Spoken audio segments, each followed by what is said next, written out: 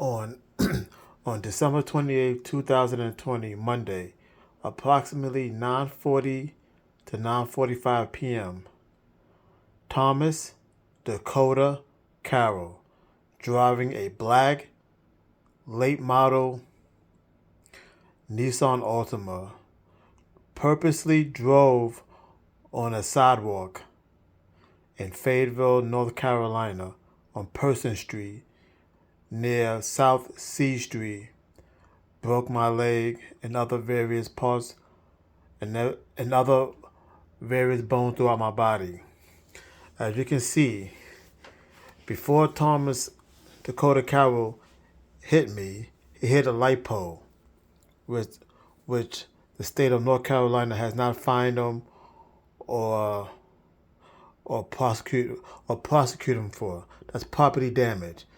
I mean, we all can guess why he didn't get prosecuted or fined from the state of North Carolina for breaking a light pole.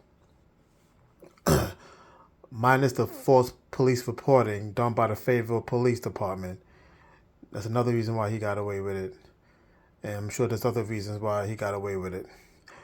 So when he broke that light, when his car crashed into the light pole, and the light pole, not only he damaged the light pole, but the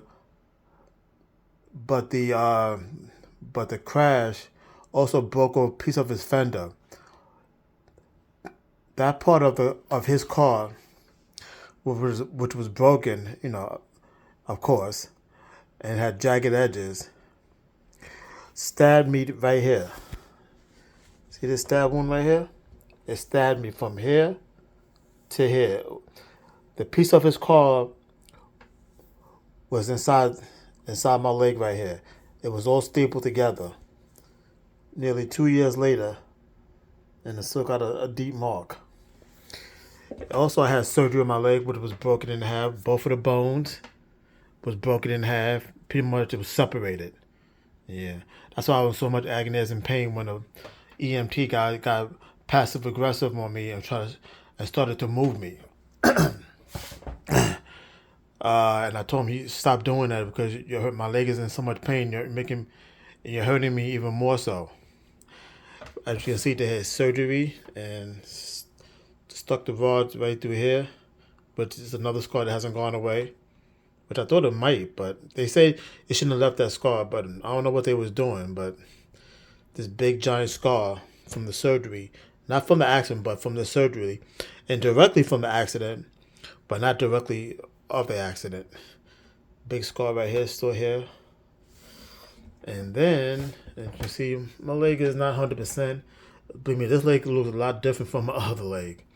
This little hump, that's where he hit me right here. Thomas Dakota Carroll, Fayetteville, North Carolina.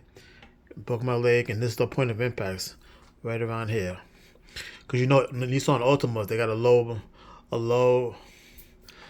nose design. So the car hit me here. If the nose design was a little bit more uplifting, was a little more off the ground, he probably would hit me here or my kneecap. So luckily, well, I won't say luckily, but the loaded front end design forced him to hit me right here, and it hit me right here. Also, you can see the pins that was stuck in here was placing me right here. The pins. See one mark right here, one mark right there, still right there. Look at that, nasty, right? Also, too, when he hit me, well, he broke up the bones of my body, and I had two rods sticking out my toes right here, and one right here. Can you see it? It's kind of healed pretty good, so you can't really see it, but anyway, it was right there. This one and this one. Maybe I'll show you some pictures later. Once again, this is another video explaining and giving you a visual on Thomas Dakota Carroll hitting me on Person Street sidewalk, breaking my legs, creating serious bodily damage to me, to my bones, serious trauma, and how the Fayetteville Police Department covered it up by writing a false police report, to the point where now I'm not getting insurance money. That's besides the point. But not making him accountable for his crime which to me is attempting lynching, it's attempted murder, it's vehicle assault, and there's another crime I wanted to express, but I can't forget. And also property damage to the state of North Carolina's utility pole. It may be considered the Fayetteville Department of Fayetteville, Cumberland County jurisdiction. When he hit that pole, he broke it. But he also got away with that. He got away with the fact that the insurance company doesn't have to pay the Cumberland County for that piece of broken pole, which I'll show you in the next video and some other future video. Yeah. So pretty much the police department pretty much wrote him a clean bill of health,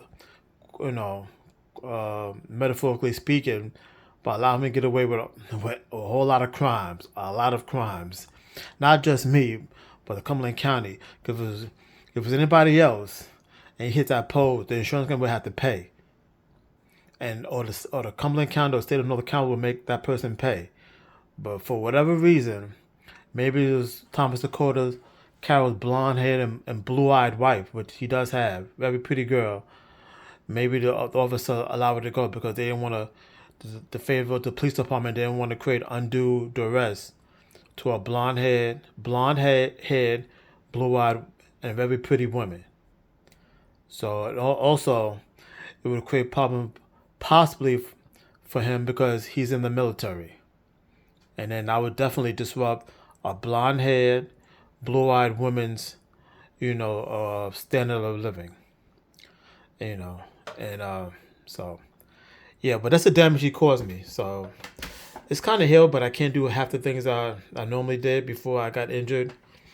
Basically all the scarring. But this is the most important scar I really wanted to show you because of the fact that it proved that he hit a light pole. And light pole is on the sidewalk.